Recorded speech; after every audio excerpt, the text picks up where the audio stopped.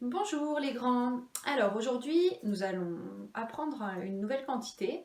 Donc je vais dessiner au tableau des objets, des formes et vous allez m'aider à les compter. Ah oui. Bon, Lou et Louve. Louve, Louve, Louve, je suis sûre que c'est toi qui as fait ça. Ah oui, j'ai fait plein de cœurs pour mon loup. Ah oui, c'est gentil Louve. Mais moi j'avais prévu de travailler avec les grands aujourd'hui. Mais oui, mais on peut pas effacer. Bah, oh, bah Louve, chérie. Ah, super. Bon, nous, on voudrait travailler quand même avec les grands. Alors, Louve, écoute, ce qu'on va faire, c'est qu'on va compter combien de cœurs tu as fait pour ton loup, chérie. Et puis après, vous nous laissez travailler tranquillement. D'accord? D'accord. Très bien. Alors, asseyez-vous. On va compter les cœurs que Louve a fait pour son loup, chérie. Il y en a quand même beaucoup, donc on va essayer de trouver une petite astuce. Les grands, une astuce qu'on a déjà apprise, ça pourrait être de faire un paquet. Et quand on fait des paquets, en général, on en met combien dans notre paquet? On fait des paquets de 10, puisqu'on aime bien faire des dizaines. Une dizaine, c'est un paquet de 10. Alors, on va essayer de faire déjà un paquet de 10 si on a assez de cœurs. On va tester. 1, 2, 3, 4, 5, 6, 7, 8, 9, 10. Alors, tous ceux où j'ai fait mon petit point dedans, ça va me faire un paquet de 10. Une dizaine. J'ai un paquet. Bon, alors on va continuer maintenant. Combien j'en ai de ce côté-là? 1, 2, 3, 4, 5, 6, 7. Est-ce que ça me fait un paquet de 10? Non, donc je ne peux pas les entourer en disant que ça fait une dizaine. Par contre, on a compté qu'il y en avait encore 7. Il en restait 7. Oh, bah dis donc, ça fait beaucoup tout ça. Hein. 1 avec un 7. On en a 10 ici. Et là, on en a 7. On va être malin. Écoutez bien. 10 et 7. Si on en a 10 et 7, ça veut dire qu'on en a 17. Ah, ça c'est bien, ça veut dire qu'on va pouvoir écouter ce que l'on dit, ça va nous donner la réponse directement. 17, ça fait 10 et 7, regardez avec nos doigts. 10, 7, tout ça, ça fait 17.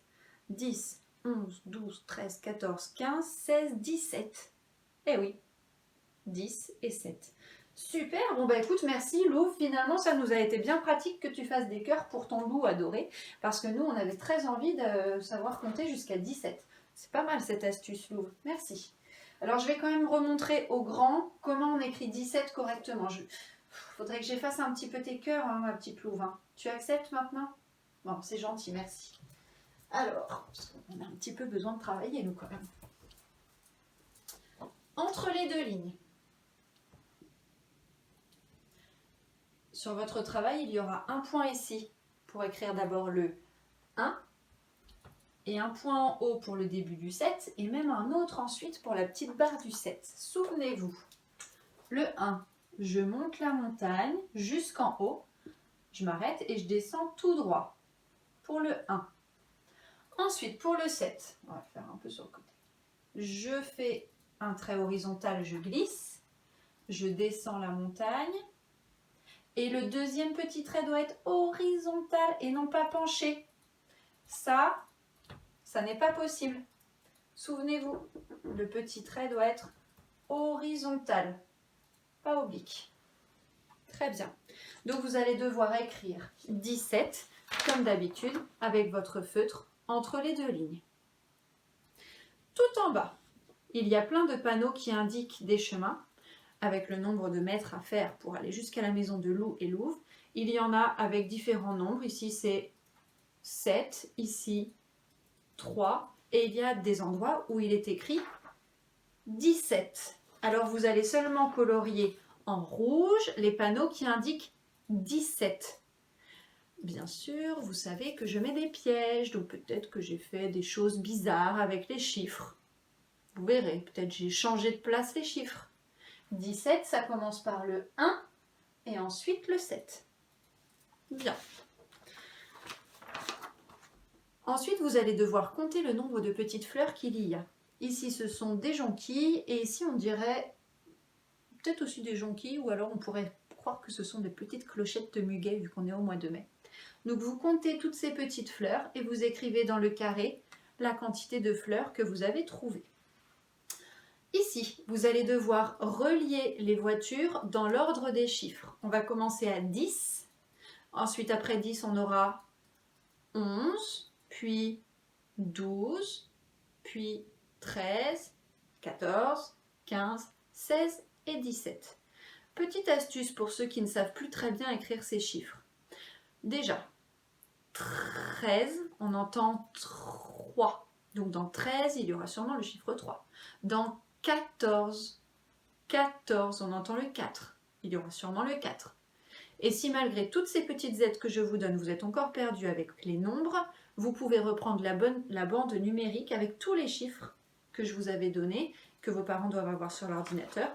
Ou alors, vous retournez votre feuille et ici, vous avez tous les chiffres dans le bon ordre pour vous repérer et savoir comment les relier. Très bien. Dernier exercice, tout en bas, vous allez devoir barrer les dessins pour avoir la quantité 17. Je voudrais 17 feuilles de chêne, 17 feuilles de platane et 17 feuilles de noisetier. Une fois que vous aurez compté les 17, vous allez barrer celles qui sont en trop. Voilà vos missions. Alors, Lou et Louve, il nous reste à les encourager, nos grands. Vous êtes prêts?